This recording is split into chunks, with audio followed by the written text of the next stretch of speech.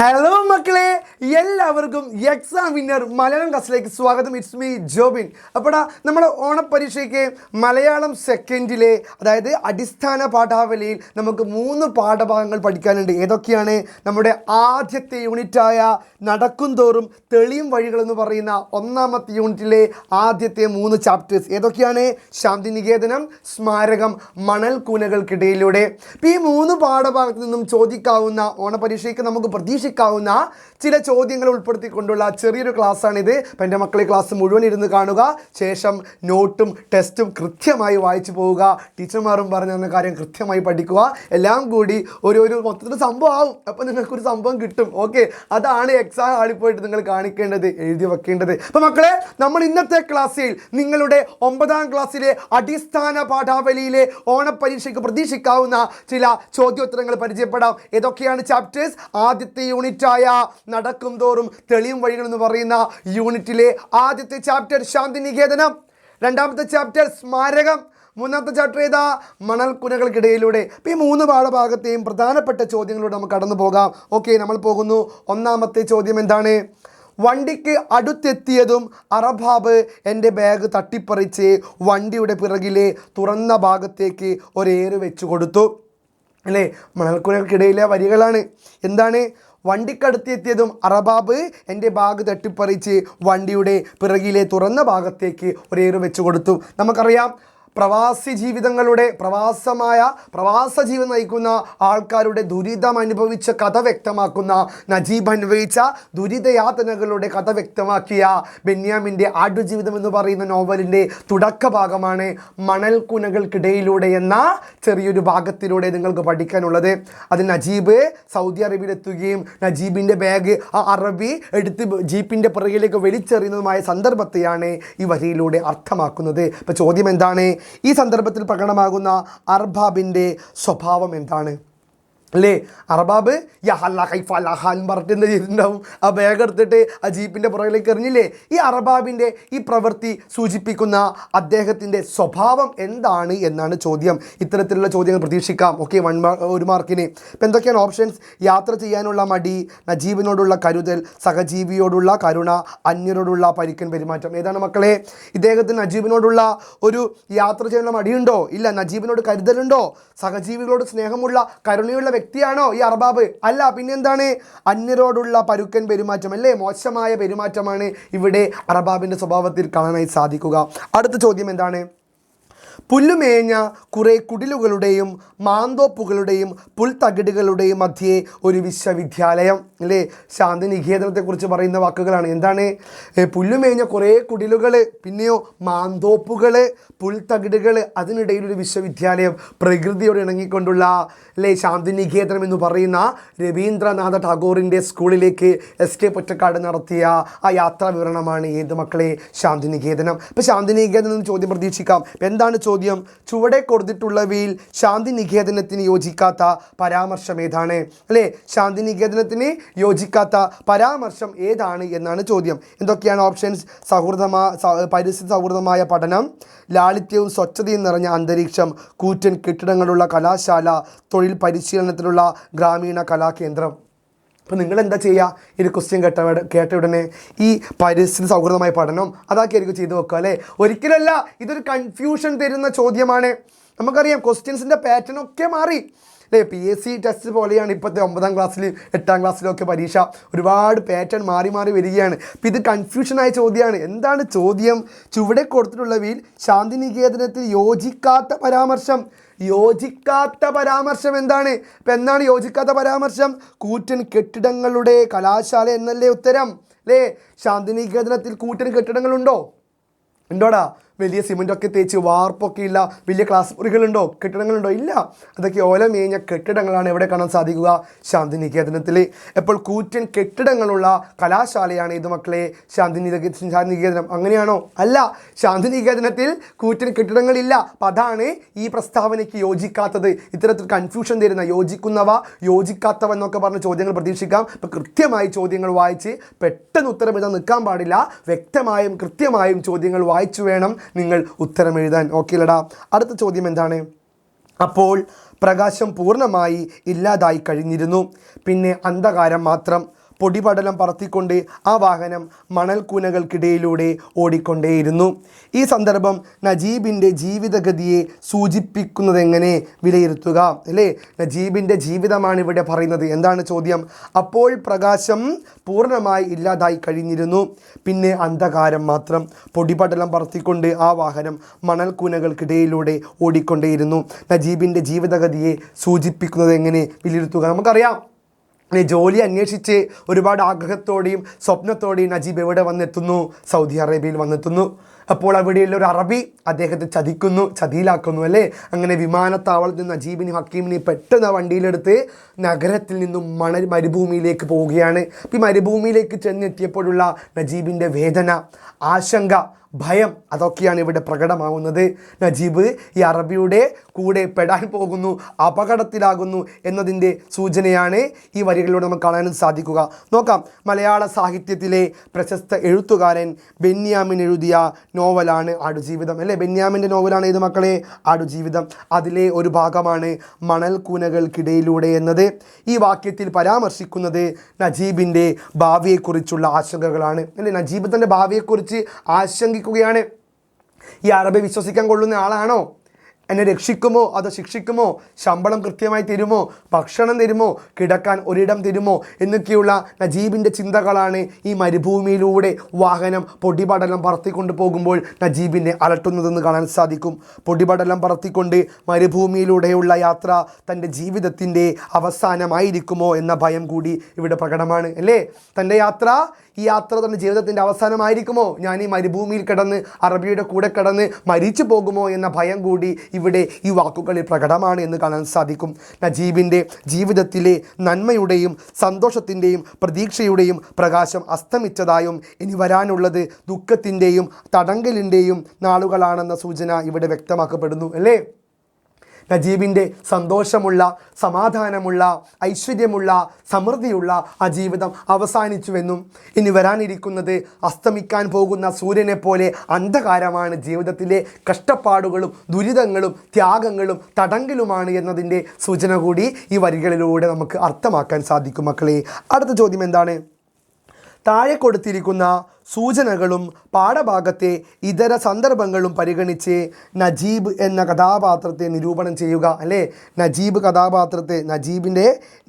എന്ന കഥാപാത്രത്തെ എന്ത് ചെയ്യാനാണ് ചോദ്യം? കഥാപാത്ര നിരൂപണം അല്ലേ. കഥാപാത്ര നിരൂപണമാണ് ചോദ്യം മക്കളെ.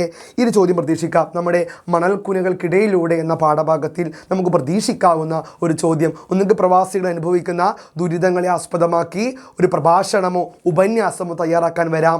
ചിലപ്പോൾ നജീബിൻ്റെ കഥാപാത്ര നിരൂപണം വരാം അല്ലേ. നജീബ് ഒരുപാട് കഥാപാത്രങ്ങൾ, ഒരുപാട് ത്യാഗങ്ങളും ഒരുപാട് യാതനകളും അനുഭവിച്ച വ്യക്തിയാണ്.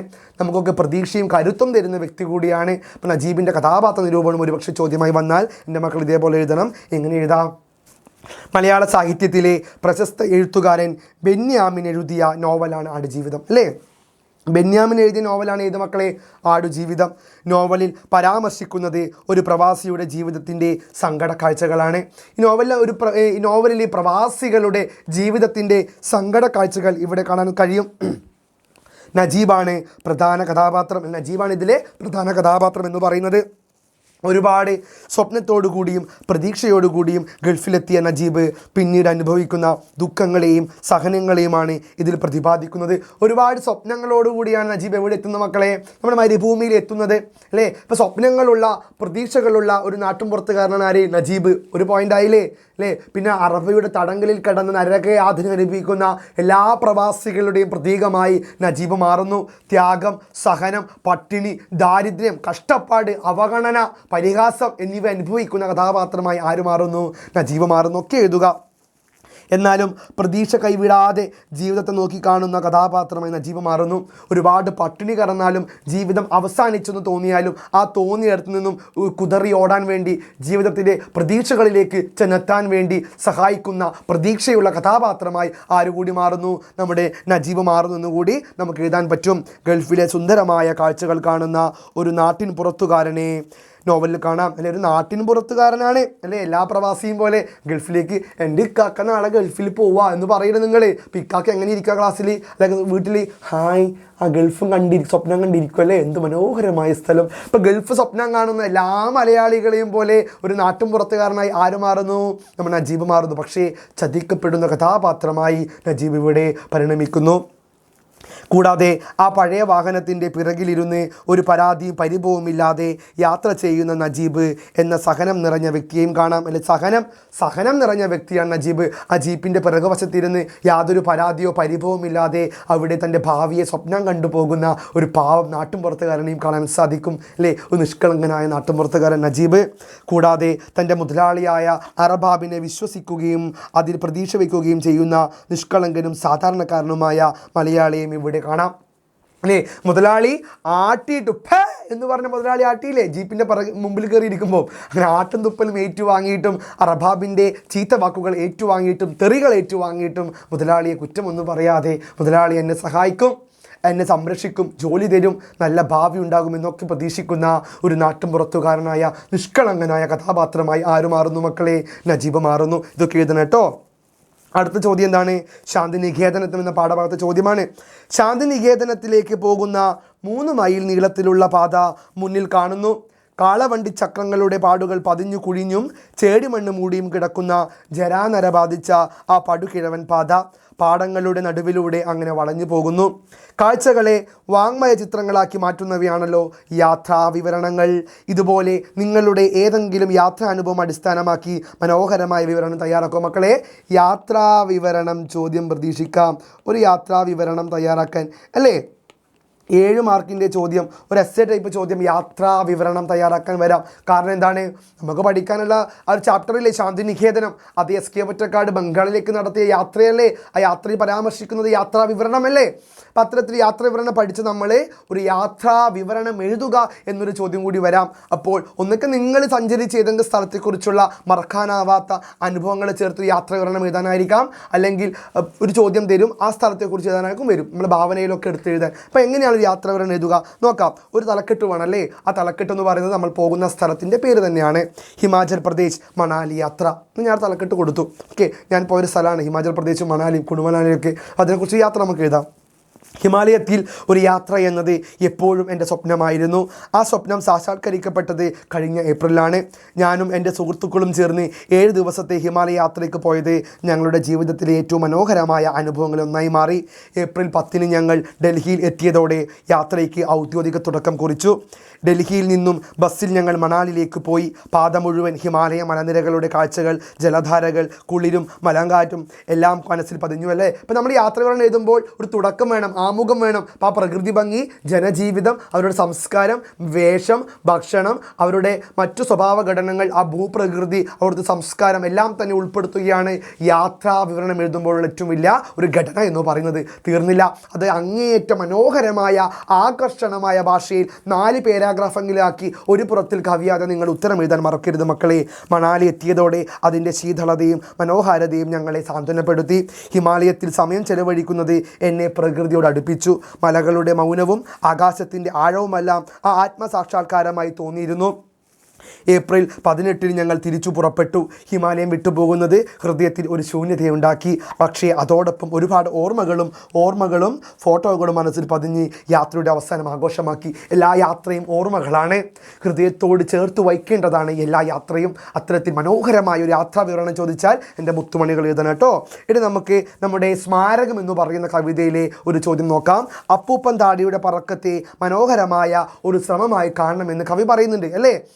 അപ്പൂപ്പൻ താടിയുടെ പറക്കൽ ഒരു മനോഹരമായ ശ്രമമാണെന്ന് കവിതയിൽ വരിയുണ്ട്. അപ്പോൾ എന്തുകൊണ്ടാണ് അപ്പൂപ്പൻ താടിയുടെ പറക്കത്തെ ഒരു മനോഹരമായ ശ്രമമായി കാണണമെന്ന് കവി പറഞ്ഞത്? കവിതയുടെ തുടക്കത്തിലേ വരച്ചിടുന്നത് ഇപ്രകാരമാണ്: അപ്പൂപ്പൻ താടിയുടെ പറക്കത്തെ ഒരു മനോഹരമായ ശ്രമമായി കാണണമെന്ന്. എന്തുകൊണ്ടെന്നാൽ അത്രമേൽ ലളിതമായി ആവിഷ്കരിക്കുന്ന യാത്രയാണല്ലോ അത് അല്ലേ. ലളിതമായിട്ടാണ് അപ്പൂപ്പൻ താടി പറക്കുന്നത്. ചിറകുണ്ടോ, കണ്ണുണ്ടോ, മൂക്കുണ്ടോ, ഒന്നുമില്ല, പക്ഷേ അത് പറന്നു പോകുന്നില്ലേ. ചിറകുകൾ സ്വന്തമില്ലാതിരുന്നിട്ടും പറക്കാൻ ഇടമില്ലാതിരുന്നിട്ടും കഴിയാതിരുന്നിട്ടും ദേശാന്തരങ്ങൾ താണ്ടാൻ കഴിയാതിരുന്നിട്ടും അത് അതിൻ്റെ പറക്കൽ തുടർന്നുകൊണ്ടേയിരിക്കുന്നു അല്ലേ? ചിറകില്ലാതെ, ആകാശമില്ലാതെ, ദേശാന്തരങ്ങളില്ലാതെ അപ്പൂപ്പന്താടി വിത്തിനെ ഒരമ്മ മടിയിൽ വെച്ചുകൊണ്ട് പോകുന്നത് പോലെ തൻ്റെ വിത്തിനെ മടിയിൽ വെച്ച് അപ്പൂപ്പന്താടി ഇങ്ങനെ പറന്നു പോകുന്നു. അതതിൻ്റെ എളിയമായ തീരമായ ഒരു ശ്രമം തന്നെയാണ്. ഒരമ്മ കുഞ്ഞിനെ എത്രമാത്രം കരുതലോടെ കാക്കുന്നു എന്ന പോലെ തൻ്റെ വിത്തിനെ അത്രമാത്രം കരുതലോടെ കാത്തുകൊണ്ട് പറക്കുകയാണ് അപ്പൂപ്പന്താടി. ഒരമ്മ ഒരു കുഞ്ഞിനെ നെഞ്ചോട് ചേർക്കുന്ന വെക്കുമല്ലേ, ആവോ ആവോ എന്ന് പറഞ്ഞുകൊണ്ട് അമ്മ തൻ്റെ കുഞ്ഞിനെ നെഞ്ചോട് ചേർത്ത് വെക്കുന്നത് പോലെ അപ്പൂപ്പന്താടി തൻ്റെ വിത്തിനെ മടിയിൽ ചേർത്ത് വെച്ചുകൊണ്ട് പറന്നു പോകുന്നു. അതിനറിയാം നാളെ ആ വിത്ത് പൊട്ടി വലിയ മരമായി മാറുമെന്ന്. ഓക്കെ, അപ്പോൾ എല്ലാ മക്കളും അപ്പൂപ്പന്താടി പോലെയാണ്. നിങ്ങളുടെ അപ്പൂപ്പന്താടി പോലെ പറന്നു പൊക്കോ, ചെളിയിൽ വീഴാതെ, മുൾച്ചെടികൾ കുടുങ്ങാതെ അല്ലേ? ഏതൊക്കെയാണ് അത് ചതി എന്ന് പറയുന്നത്? ചെളി എന്ന് വെച്ചാൽ തെറ്റായ ലഹരി, തെറ്റായ പ്രണയബന്ധങ്ങൾ, ലഹരി പദാർത്ഥങ്ങൾ, തെറ്റായ കൂട്ടുകെട്ട്, ഇവയിലൊന്നും വീഴാതെ അപ്പൂപ്പന്താടിയായി പ്രിയപ്പെട്ട മക്കളെ, നിങ്ങൾ നിങ്ങളുടെ ബുദ്ധിയാകുന്ന, വിവേകമാകുന്ന, അറിവാകുന്ന, ചിന്തയാകുന്ന വിത്തുമായി പറന്നുകൊള്ളൂ. നാളെ അപ്പൂപ്പന്താടി വലിയൊരു മരമായതുപോലെ നിങ്ങൾ വലിയ മരമാകൂ, ലോകമറിയുന്ന ഏറ്റവും വലിയ ആൾക്കാരായി മാറൂ. അപ്പം മക്കളെ, നമ്മുടെ പാഠഭാഗം അതായത് മലയാളം സെക്കൻഡിലെ 3 ചാപ്റ്റേഴ്സ് ആദ്യ യൂണിറ്റിലെ ഇതൊക്കെയാണ്. ശാന്തിനികേതനം, സ്മാരകം, പിന്നെ മണൽക്കുണക്കിടയിലൂടെ ഈ പാഠഭാഗം കൃത്യമായി പഠിച്ചു പോവുക. നമ്മൾ പഠിച്ച ചോദ്യം ഒന്ന് നോക്കി വെക്കുക. നിങ്ങൾക്ക് എല്ലാവർക്കും ഹൃദയത്തോട് ചേർത്ത് വെച്ചുകൊണ്ട് ഈ പരീക്ഷയ്ക്ക് പോകുന്ന എല്ലാ മുത്തുമണികൾക്കും വലിയൊരു ഓൾ ദ ബെസ്റ്റ് നേരുകയാണ്. നമുക്ക് വീണ്ടും കാണാമെന്ന് പറഞ്ഞുകൊണ്ട് ഞാൻ പോകട്ടെ. It's me Jobin from examiner. Bye bye.